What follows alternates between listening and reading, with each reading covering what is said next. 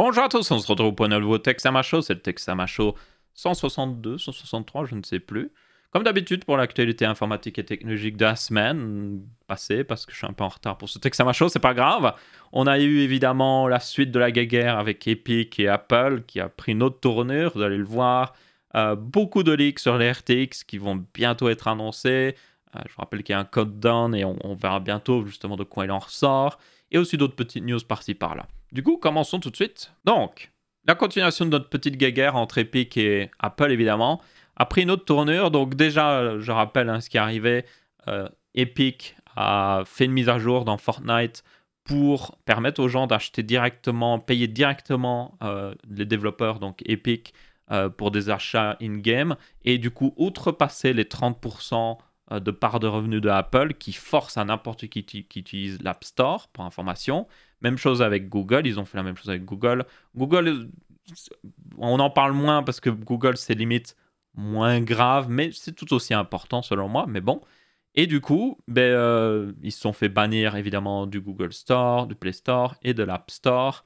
Et maintenant, ça a pris une autre tournure dans le fait que Epic, qui développe évidemment l'Unreal Engine, qui est très utilisé dans pas mal de jeux, notamment Satisfactory par exemple, a été un partenaire un partenaire de choix avec Apple, dans le sens que ils avaient des accès spéciaux pour développer des trucs d'AR, donc la réalité augmentée, tout ça, avec les iPhones, notamment dans l'Unreal Engine sur iOS. Et donc, ça, Apple a décidé de juste couper. Et le truc, c'est que ça punit pas juste Epic dans ce sens-là, parce que ça punit tous ceux qui utilisent l'Unreal Engine sur iOS et qui utilisent ces fonctionnalités-là. Et un de ces acteurs, justement, un de ces utilisateurs, c'est Microsoft. Donc oui, Microsoft, maintenant, vient pour soutenir, littéralement, Epic dans cette bataille, mais surtout dans le côté, justement, de ce qui se passe au niveau de l'Unreal Engine, parce que, soyons honnêtes, ça arrive que les entreprises, évidemment, quand elles sont dans une dispute légale, coupent tous leurs autres contrats en rapport et tout ça, ou qui sont à côté, même si ça n'a rien à voir forcément avec le produit. Mais on va l'avouer, c'est quand même un petit peu salaud. C'est quand même sacrément salaud de faire ça. Mais bon.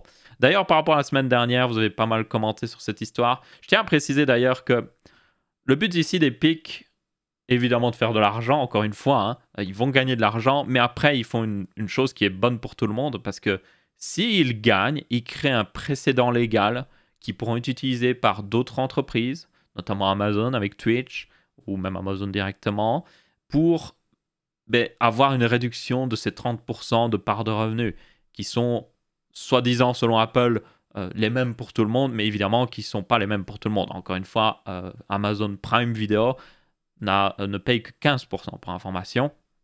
Donc, dès qu'il y a un précédent légal créé, vous pouvez, vous, être en mode, on va les attaquer en justice et on va utiliser ce précédent légal pour dire que nous aussi, on mérite de payer moins que 30%. Et là, c'est la fin de ce truc-là pour Apple, parce que, pour information, encore une fois, ils se font masse argent avec ça.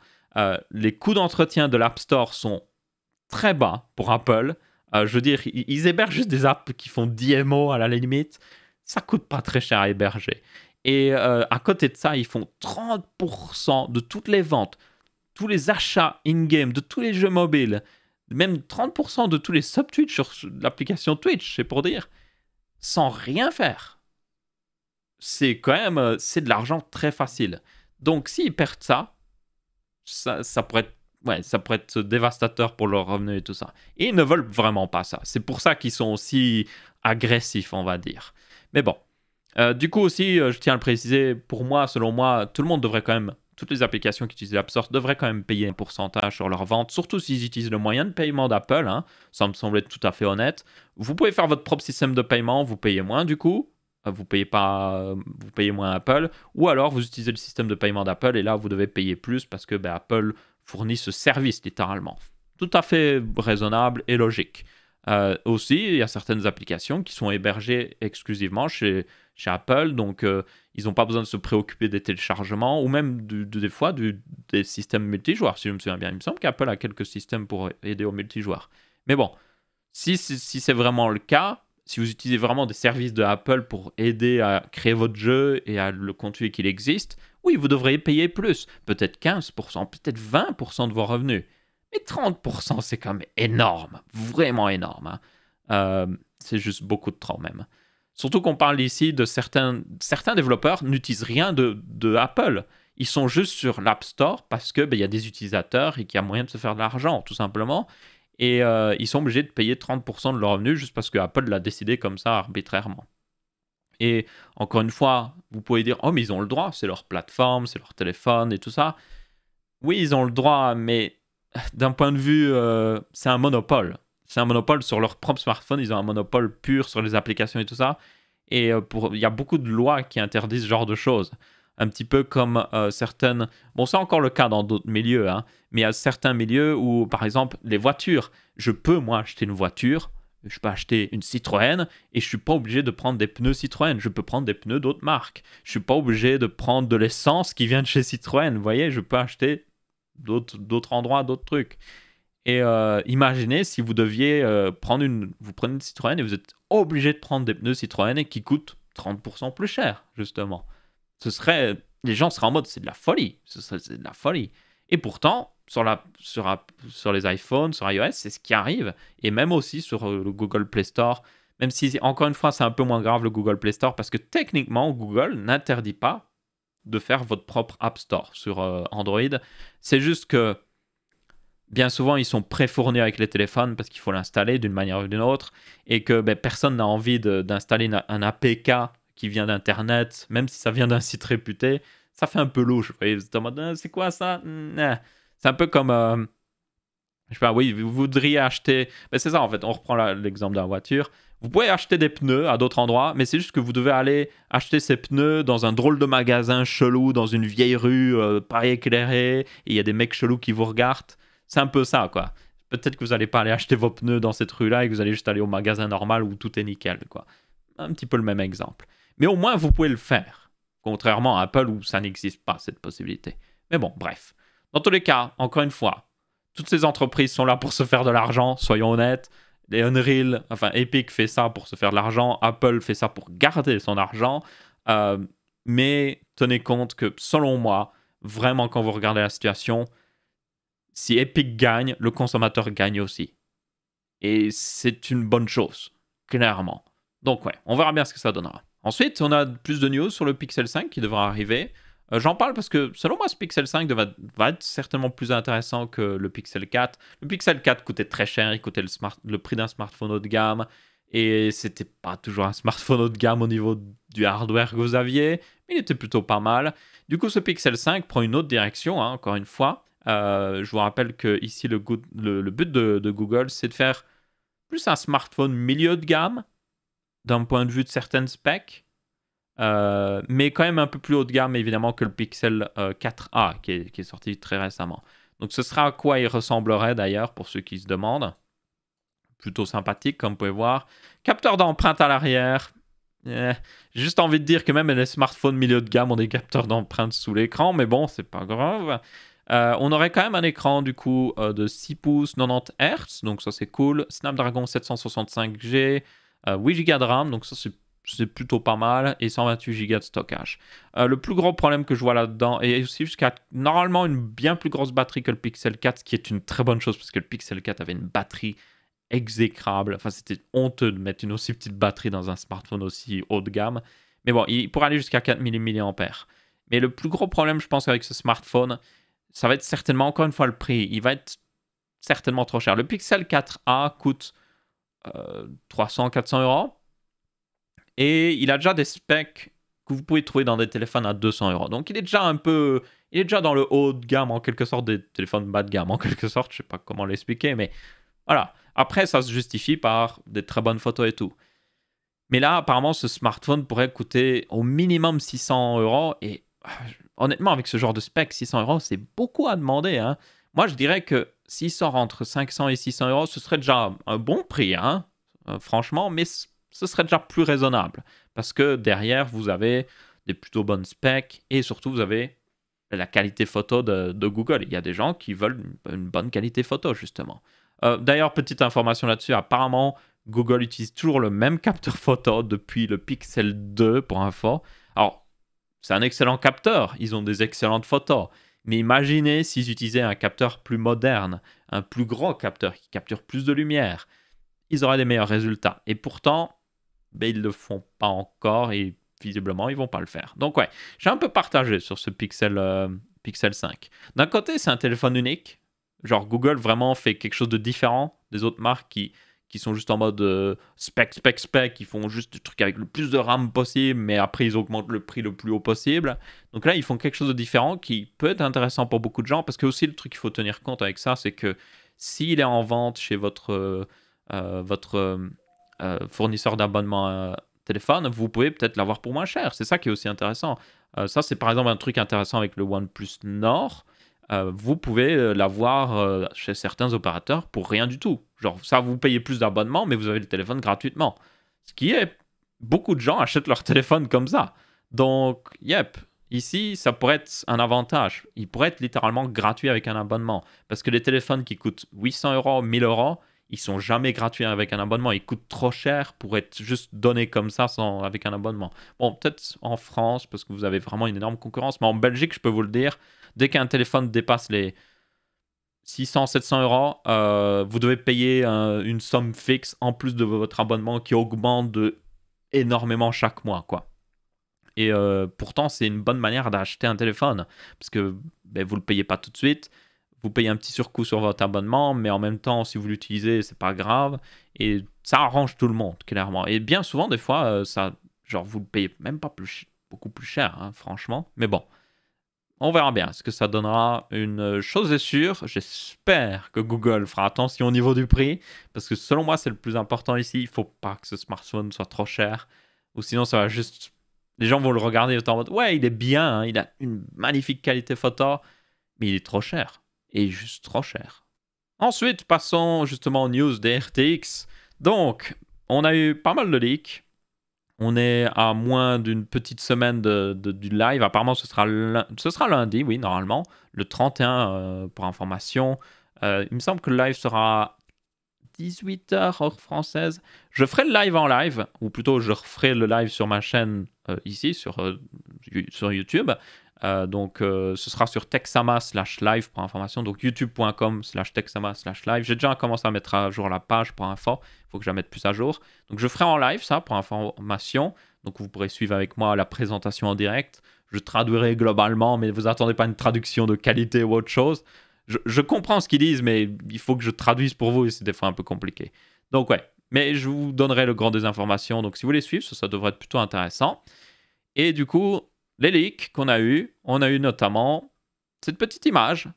Et quand vous regardez comme ça, vous êtes en mode, ah ok, oui, c'est ce qu'on a vu déjà leak. Et puis vous regardez à côté d'une RTX 2080 et vous êtes en mode, oh, alors, c'est un peu plus gros. Donc, pour ceux qui ne le voient pas directement, cette carte fait 3 slots déjà. Donc là, on voit deux trucs, 2 slots. Là, il y en a 3 slots. Donc, c'est une carte graphique 3 slots. Hyper longue aussi, beaucoup plus longue, plus haute aussi que le slot PC Express. Et ouais, elle est énorme. Et c'est la Founder Edition, ça, hein, pour information.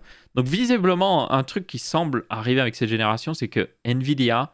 Jusqu'à maintenant, Nvidia, les Founder Edition, les premières Founder Edition, avant les modèles de référence, comme on les appelait, bah, les modèles de référence, c'était la version basique. Les modèles Founder Edition, ils étaient un petit peu mieux, mais c'était quand même un modèle basique. Et puis, on a eu les Founder Edition avec les 2 ventilateurs. Là, elles commencent à être pas mal, mais selon moi, genre, il valait mieux prendre les modèles custom qui étaient bien souvent mieux refroidis, plus de fonctionnalités. Mais là, Nvidia est littéralement en mode, ah, ok, maintenant on va faire une Founder Edition qui est littéralement meilleure que toutes les cartes custom. Parce que honnêtement, là, elle est énorme. Elle devrait être, en conséquence, à mon avis, plutôt bien refroidie. Je vous rappelle qu'il y a un deuxième ventilateur qui est de l'autre côté derrière, qui aspire l'air à travers le radiateur ici. Je vous rappelle aussi que le PCB aura une drôle de forme, donc il n'y aura pas de PCB ici, il sera seulement à partir d'ici. Il y en aura apparemment un deuxième aussi quelque part, mais bon, c'est vraiment chelou. Mais par contre, maintenant, je comprends mieux comment ils peuvent mettre toutes les puces mémoire pour la carte graphique, parce que regardez la taille de ce PCB, donc ils ont tellement plus de place en hauteur maintenant que, oui, ils peuvent se permettre de mettre toutes les puces mémoire seulement sur la moitié de la carte graphique avec des tâches d'alimentation quelque part. Donc ouais, maintenant je comprends mieux un peu ce qu'ils veulent faire. Mais bon. Donc ouais, c'est une carte très particulière. Encore une fois, c'est la Founder Edition, donc les modèles custom seront plus traditionnels. Vous pouvez vous attendre à des cartes graphiques qui ressemblent un peu à ce qu'on a vu jusqu'à maintenant. Ils vont peut-être mettre à jour un peu le design pour que ça fasse plus beau, mais globalement, elles auront toujours la même forme. Ne vous inquiétez pas là-dessus. Donc ça, ce serait la 3090, 3090. Et oui, visiblement, ça semble se confirmer, hein, ce nom de 3090. J'étais assez dubitatif là-dessus parce que, encore une fois, j'avais dit, d'un point de vue marketing, se débarrasser des TI, quoi, des 80 Ti, des 2080 Ti, des 1080 Ti, c'est une image de marque. Vous voyez, genre, quand les gens parlent, oh, quelle est la meilleure carte graphique Nvidia? Bah, oh, c'est la X, machin, chouette chose, 80 Ti. Obligé, quoi. Les gens le savent, même si vous y connaissez pas beaucoup en informatique, vous le savez. Et du coup, passer à 3090, ça fait un petit peu. Bon, les gens qui s'y connaissent sauront que c'est la meilleure. Et des gens qui s'y connaissent un peu moins pourront se dire, ah ben c'est le plus gros numéro, donc forcément c'est la meilleure. Mais ça. Je sais pas. Je sais pas vous, mais selon moi, ça. C'est un peu étonnant d'un point de vue marketing. Après, on verra bien. Et du coup, ouais, ça c'est la 3090, elle est énorme. Apparemment, elle aura une enveloppe thermique qui peut monter jusqu'à 350 watts. La 2080 Ti était jusqu'à 280 watts par information. Au final, c'est pas une aussi grosse augmentation que ça pourrait y paraître, mais c'est quand même une augmentation assez conséquente, hein. Et on a aussi d'autres petits trucs rapides là-dessus, notamment MSI qui a rempli au niveau de l'ECC. Donc l'ECC, c'est un organisme spécial où vous devez soumettre des trucs pour que ce soit validé en gros. Dans tous les cas, ils ont soumis des noms de cartes graphiques et ils ont soumis le fait qu'il y aurait une 3090, une 3080 et une 3070. Donc c'est à peu près à ce qu'on s'attendait, 3 modèles pour cette présentation ou pour le début de cette nouvelle génération. Donc la 3060 certainement sortira plus tard. Je l'espère avant la fin de l'année, ce serait cool parce que c'est celle qui va être certainement la plus achetée par beaucoup de gens. Ouais, la plus intéressante certainement, ça va être 3070. Il y a des rumeurs comme quoi elle sera aussi puissante qu'une 2080 Ti, mais bon, c'est juste des rumeurs. Le truc, c'est que il y a beaucoup d'informations qui leak, mais il manque toujours les deux facteurs les plus importants, enfin les deux trucs importants, c'est le prix et les performances. Honnêtement, moi, c'est ce qui m'intéresse le plus. Quel est le prix et quel est le niveau de performance? Parce que même si elles sont hyper performantes, si elles coûtent beaucoup plus cher, pas très intéressant. D'ailleurs, il y avait une rumeur comme quoi cette 3090 coûterait 1400 $. Nvidia, ne faites pas ça. J'ai l'impression qu'ils font la stratégie que beaucoup d'entreprises ont fait, ou de marques ont fait, c'est vous gardez le haut de gamme, vous gardez votre Galaxy Note 20, mais vous faites une Galaxy Note 20 Ultra. Et vous avez même certaines marques comme Samsung qui même vont nerfer, ou plutôt limiter leur haut de gamme pour mettre en avant leur ultra haut de gamme. Et puis vous avez d'autres marques, non. Ils sortent, c'est toujours le même haut de gamme, c'est une amélioration du haut de gamme. Donc par exemple, peut-être que la 3080 sera moins chère que la 2080 Ti et aura un boost de performance appréciable. Mais le truc, c'est que pour les gens dans leur esprit, ils se disent, mais ouais, non, la remplaçante de la 2080 Ti, ça va être la 3090. Forcément, ce ne sera pas la 3080. Même si la 3080 est une bonne upgrade et genre 30% plus performante et que c'est une upgrade justifiable, que s'ils avaient sorti une 3080 Ti avec ce niveau de performance en plus, les gens n'auraient rien dit. Le fait que la 3090 existe et qu'elle est peut-être plus chère, si c'est vraiment le cas, ça fait juste genre en mode, ouais, le haut de gamme existe toujours, hein, mais on a fait un ultra haut de gamme maintenant qui est plus cher. Donc techniquement, on n'a pas augmenté nos prix, hein. Ah non, on n'a pas augmenté nos prix. On a fait que créer un nouveau produit qui coûte plus cher. Donc je sais pas, cette manière artificielle d'augmenter les prix que font beaucoup les constructeurs de smartphones ces derniers temps, vraiment, hein, ça me semble être un peu pas très bon pour le consommateur. Surtout que là, il y a beaucoup de gens qui ont des vieillissantes 1060, 1080, bon, qui sont encore bonnes, hein. Mais il y en a qui ont des 1060 qui sont en mode, j'aimerais upgrade. Genre, c'est bon, quoi. Ça fait 2 ans, 3 ans que j'ai ma carte graphique. Commence à montrer son âge. J'ai envie de jouer au dernier Flight Simulator qui est ultra lourd. J'aimerais une nouvelle carte graphique. Et puis, du coup, ils regardent ça et puis ils se disent, je peux prendre la 3060, mais la 3060, elle coûte 400 € maintenant, alors que la 1060, je vous rappelle, coûtait 250 €, voire 300 € quand elle était sortie, voilà, pas mal d'années maintenant.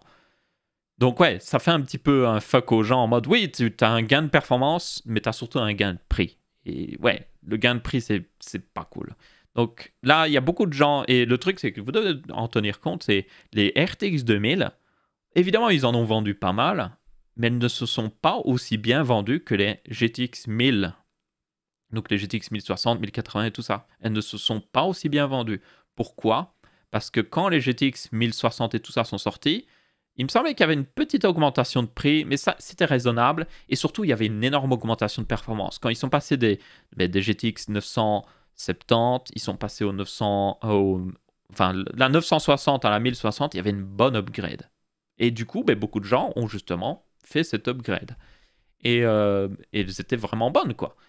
Et du coup, quand les RTX 2000 sont sortis, elles étaient tellement plus chères que les gens étaient juste en mode ouais, elles sont plus performantes, mais est-ce que ça vaut la peine pour cette augmentation de prix-là? Non, je vais juste continuer d'attendre. Je vais attendre 2 ans qu'il y ait quelque chose d'autre qui sorte, quoi. Surtout, je pense, encore une fois, les processeurs de 1080 Ti, si vous avez une 1080 Ti maintenant, c'est encore une très bonne carte graphique, quoi. Elle était chère quand elle était sortie, hein. Elle coûtait 700-800 euros.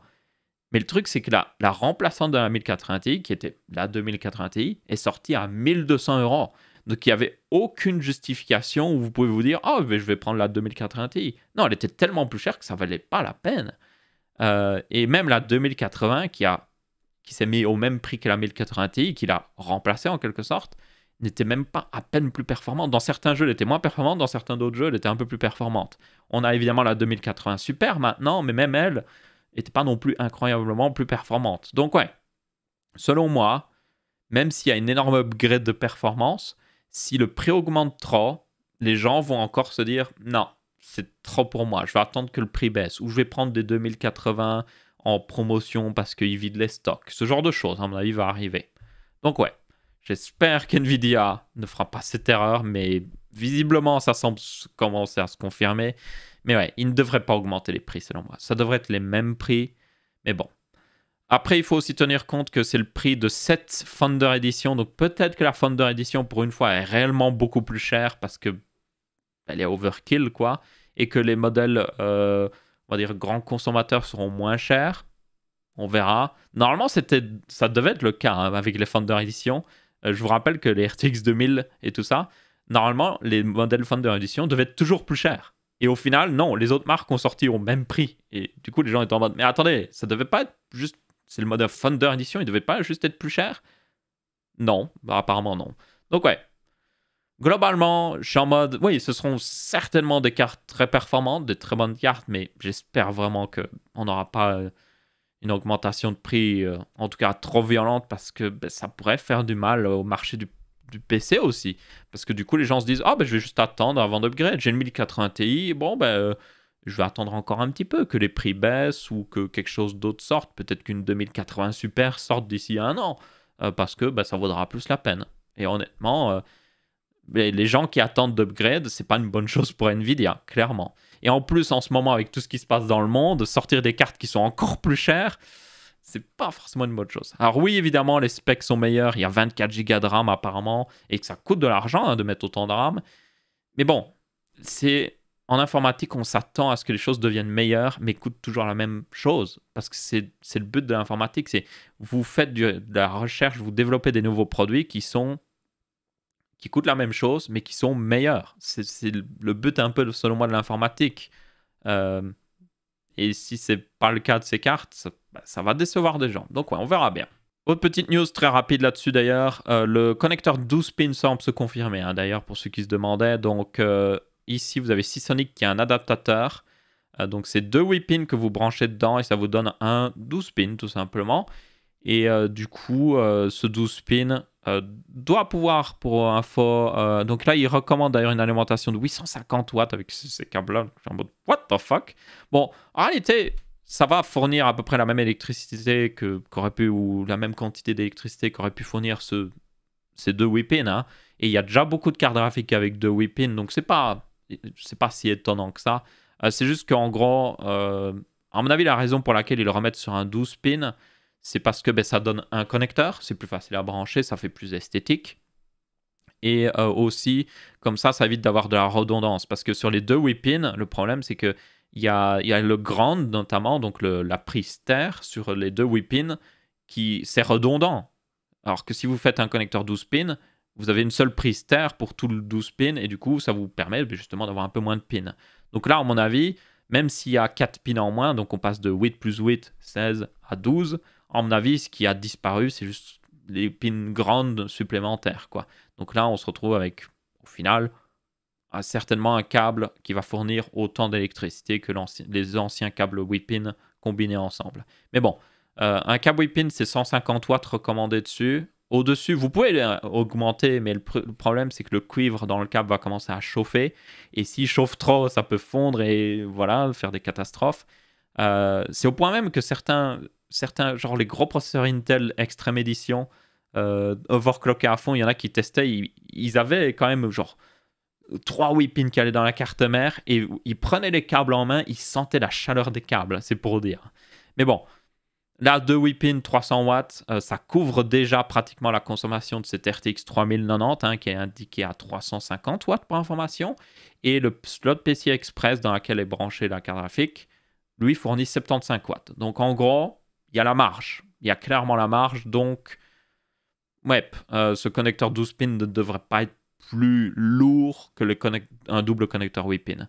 Et encore une fois, par contre, ouais, il recommande quand même 850 watts. À mon avis, vous pourriez vous en sortir avec une alimentation de 750 watts. 650 watts, ça va commencer à devenir un peu plus serré. Ça dépendra de votre processeur. Si vous avez un processeur plutôt efficace au niveau énergétique, un 3700X, ça devra aller.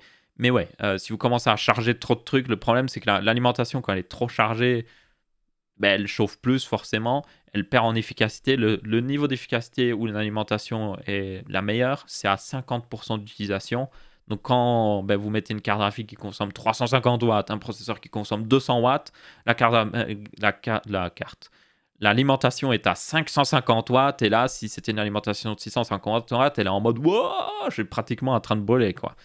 Donc ouais. Mais bon, à mon avis, 750 watts suffira, franchement. Soyons honnêtes. Ils aiment bien recommander des énormes alimentations, forcément, parce que ça les fait vendre, mais 750 watts, même pour la RTX 3090, me semble raisonnable. Si vous êtes raisonnable aussi au niveau du processeur. Si par contre vous avez un i9 10900K overclocké à 5,3 GHz sur tous les cœurs, qui consomme 300 watts à lui seul, bon là peut-être vous allez prendre une alimentation de 850 watts. Oui, forcément, mais bon. Ensuite, une petite news rapide sur un outil assez intéressant. J'avais vu la vidéo sur Floatbrain, mais en gros, Linus Tech Tips a sorti une vidéo sur un outil qui est fait par, on va l'appeler Wanusmus, peut-être, qui est en gros la personne qui a développé l'outil que j'avais présenté dans une vidéo sur comment régler votre RAM. Donc c'est un outil qui permet, et qui existe toujours, de dire « Hey, j'ai tel type de RAM, qu'est-ce que je dois mettre comme timing pour ma RAM ?» Et du coup, ça vous donnait tous les timings à mettre dans votre carte mère, ça vous permettait de serrer les timings à fond et d'avoir des meilleures performances. Donc plutôt intéressant. Cette vidéo est disponible sur la chaîne si vous voulez la voir. Et du coup, là, il a développé un nouvel outil, encore plus intéressant, et c'est un outil d'overclocking automatique, en gros. Donc, le truc, c'est que les processeurs Ryzen, d'eux-mêmes, peuvent déjà pas mal booster et tout ça. Ils se débrouillent plutôt pas mal d'eux-mêmes. Donc, un 3900X, comme j'ai, il tourne à 3,8 de base, mais il peut booster déjà sur tous les cœurs à 4,1. Et sur un seul cœur, il peut monter jusqu'à 4,6. Donc, vous avez déjà des bonnes performances.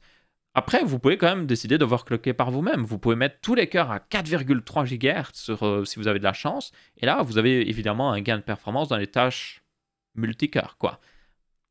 Le problème, c'est que à côté de ça, dans les jeux, vous perdez en performance parce que vous perdez le boost en faisant ça. Quand vous overclockez sur tous les cœurs, vous perdez la fonctionnalité de boost qui aurait pu aller jusqu'à 4,6. Donc, c'est pour ça que pas tout le monde overclock sur Ryzen. Et personnellement, je ne le fais pas parce que j'ai plus de performance en jeu et j'ai pas besoin de plus. J'ai déjà un processeur 12 cœurs, donc j'ai pas besoin de ce gain de 300 MHz à peine sur tous les cœurs qui honnêtement ne donne pas beaucoup d'intérêt à faire, quoi. Et on perd encore une fois dans les jeux vidéo. Mais ici, cet outil il va plus loin. Ce qu'il fait, c'est que déjà, vous gardez le boost. Vous avez toujours votre boost. Si vous avez un processeur qui peut booster à 4,7, 4,6 ou autre chose, vous gardez ce boost. Mais par contre, l'outil va avec votre input, vous allez devoir mettre quelques trucs dedans, vous allez devoir dire aussi ce que vous voulez qu'il fasse, il va automatiquement overclocker chaque cœur du CPU, ou plutôt il va modifier le boost maximum de chaque cœur pour faire en sorte que, du coup, peut-être que les meilleurs cœurs tournent à 4,4 GHz quand tous les cœurs sont chargés, les moins bons cœurs, eux, ils tournent à 3,3, les moins encore bons tournent à 4,1 et ainsi de suite. Et du coup, au lieu d'avoir tous vos cœurs qui tournent à 4 GHz quand vous êtes en boost, vous allez avoir certains un peu plus haut, certains un peu moins haut, et en gros, vous allez avoir un gain de performance. Mais vous avez toujours les fonctionnalités de boost. Quand il y a un seul cœur qui est chargé, il pourra booster à 4,6 comme avant. Et vous avez toujours les fonctionnalités aussi de downclock. Donc si vous êtes en mode vous faites rien sur le bureau, votre processeur peut redescendre à une plus basse fréquence pour moins consommer. Donc en gros, c'est le meilleur des deux mondes, quoi. Évidemment, cet outil n'est pas parfait, il faut le régler un peu par soi-même. Il n'est pas encore disponible pour ceux qui se demandent, mais je peux vous dire que personnellement, dès qu'il est disponible, je le teste et je vous fais une vidéo dessus parce que c'est hyper intéressant. Donc ouais, vraiment, vraiment très intéressant. Et évidemment, ça semble logique, l'outil sera gratuit, comme DRAM Calculator, qui est déjà l'outil de OneUSmooth, est déjà gratuit et du coup, c'est génial, franchement. Donc ouais, un seul gars nous offre tellement de possibilités de booster les performances sur les processeurs AMD, c'est génial, quoi. Donc si vous utilisez le DRAM Calculator plus ça en combinaison, là vous allez booster facilement, dans certains cas, 10-30% vos performances. Et ça c'est génial, franchement. Donc ouais, merci à toi, OneUSmooth. Même si tu ne regardes pas cette vidéo, merci à toi quand même. Et enfin, petite dernière news, Flight Simulator est sorti, la version 2020, pour information. Ils ont rebooté un petit peu le nom. J'en parle parce que personnellement, je dois bien avouer que c'est pour moi l'un des premiers jeux next-gen qui utilisent le cloud vraiment à son avantage. Parce que vous avez beaucoup de marques qui sont en mode « Oui, on utilise le cloud pour faire ci, pour faire ça, pour les IA dans le jeu ou autre chose. » Mais honnêtement, les jeux sont plus beaux, ils deviennent de plus en plus beaux et tout, mais pour moi, d'un point de vue fonctionnel, ça reste la même chose. Mais ici, on a un jeu qui franchement... Je ne sais pas si vous avez vu des images, allez voir, mais franchement, c'est incroyable. En gros, ils ont des technologies où ils prennent les données de Bing's Map, donc le Google Map de Microsoft, quoi, et ils refont le monde entier. Donc, dans Flight Simulator, vous pouvez voler dans le monde entier. Vous mettez à Charles de Gaulle et vous décollez, vous allez voir Paris, vous voyez Paris. Et il prend les données des maps pour recréer les lieux. Donc, s'il y avait des collines, il refait les collines. S'il y avait une forêt à cet endroit... il le voit sur la map et du coup, il met des faux arbres pour simuler cette forêt. S'il y avait des champs, vous les verrez. Et s'il y avait une ferme à un endroit, il va essayer de mettre des bâtiments qui ressemblent pour vous donner l'impression que c'est la ferme qui est réellement là. Et en gros, honnêtement, j'ai testé, personnellement, je l'ai. J'ai été volé au-dessus de mon village. Alors évidemment, il n'y a pas les mêmes bâtiments. Il y a par exemple l'église, elle n'est pas là, ou c'est une autre église qui ne ressemble pas vraiment. Mais les champs, le relief, les routes, vous voyez les routes qui sont là, vous voyez les petites voitures se déplacer et tout, c'est ultra bien fait. Donc ouais, ça c'est le premier jeu que je suis en mode wow. Ça c'est vraiment un jeu next-gen, où vraiment ça utilise à son avantage le cloud, les données qu'on peut télécharger d'Internet. Parce qu'évidemment, si on voulait avoir toute la map du monde entier sur notre PC, vous auriez besoin d'un pétabyte, certainement. Donc ouais, non, c'est pas raisonnable d'avoir toute la map sur votre PC. Donc là, le jeu télécharge en permanence pour information. Donc ouais, ça utilise une connexion. Mais de tous les jeux qui utilisent une connexion, à part les jeux multijoueurs évidemment, je pense que c'est un jeu qui a besoin, qui mérite cette connexion vraiment. Parce qu'il y a des jeux solo qui requièrent une connexion, c'est ridicule. Là, non, là, il en a. Et vous pouvez le désactiver, si vous n'avez pas de connexion ou autre chose, vous pouvez le désactiver. La map sera moins précise, il y aura moins de beaux trucs, mais vous pouvez le désactiver. Mais bon, franchement, jouez avec le truc activé parce que c'est magnifique. Donc ouais, franchement, très impressionnant. Par contre, le jeu est ultra lourd. Il tourne très mal. Il tourne très mal. Il semble avoir des limitations, surtout au niveau du moteur de rendu. Donc même une 2080 Ti n'est pas utilisée à fond et ne tourne même pas... à peine à plus de 60 fps en 1080p en ultra. Vous pouvez baisser le niveau de rendu, mais ça n'aide pas énormément non plus pour gagner du FPS. Donc ouais, c'est un jeu ultra lourd quand même. Il a aussi ses défauts, parce que là, vous voyez, ces endroits-là sont hyper beaux et tout, c'est génial. Mais il a ses défauts, notamment, j'ai été volé au-dessus de l'Islande et c'était désastreux au-dessus de l'Islande. C'était buggé de partout. Il y avait des arbres sur les plages d'Islande. Parce que, en fait, je pense que l'image satellite, comme elle est fort sombre, les plages d'Islande sont très sombres, hein. C'est des restants volcaniques. Donc vous avez souvent des plages de sable noir, notamment. Mais le truc de Bing Map, il est en mode oh, c'est sombre, ça doit être une forêt alors. Et puis il met une forêt sur la plage, j'étais en mode non, c'est pas une forêt. Et puis il y avait aussi des bugs carrément topographiques là que j'ai pas compris parce que encore le truc de mettre des arbres là où il y a peut-être une forêt, c'est algorithmique, c'est le truc qui essaye d'interpréter la map. Mais les données topographiques, ils les ont normalement. On a des cartes topographiques du monde entier. Évidemment, elles sont plus précises dans les zones habitées et tout ça, mais on a des cartes topographiques de l'Islande. Il n'y a aucun problème là-dessus. Mais le truc, c'est que là, le jeu, il était en mode oh, ce lac, il est 100 mètres plus haut et il y a une bordure, il y a 1 mètre de 100 mètres sur le côté du lac qui était en mode non, ce n'est pas du tout réaliste. Et qu'est-ce que tu as fait avec les données topographiques? Je ne comprends pas, mais bon. Genre, c'est même bizarre parce que les données topographiques des montagnes sont correctes, la montagne est comme elle devrait l'être, mais vous avez le lac qui est juste surélevé sans aucune raison. Ouais, donc ouais. J'ai été surélevé pour information, la plage de Diamant en Islande, c'est une plage où vous avez un glacier qui évidemment, il y a des bouts de glace qui se détachent du glacier, ils finissent dans une petite baie, et puis après ils passent dans une rivière, et ils finissent dans la mer, et puis comme la mer, il y a des vagues, il y a des bouts de glace qui se retrouvent sur la plage et vous avez, sur cette plage de sable noir, vous avez des bouts de glace qui ressemblent à des diamants littéralement et c'est magnifique. Franchement, si vous allez en Islande un jour, je vous le recommande chaudement. Et du coup, la baie où se jettent on va dire icebergs techniquement, hein, elle est surélevée de 100 mètres, comme j'ai dit, donc c'est totalement buggé. Par contre, le glacier, elle est à bonne hauteur. Donc, vous voyez le glacier descendre jusqu'à une certaine hauteur, et puis d'un coup, vous avez un mur de 100 mètres, vous avez la baie où est censé se jeter les trucs, et puis vous avez un autre mur de 100 mètres, et puis vous avez la mer. C'est en mode, what? Et du coup, c'était à peu près tout pour ce Texama Show aussi. Je viens de me rendre compte que la cam avait freeze sur le programme d'enregistrement. Merci le Camlink. J'adore le Camlink, mais il a ce petit problème des fois. C'est très rare. Ça faisait longtemps que je l'avais plus d'ailleurs.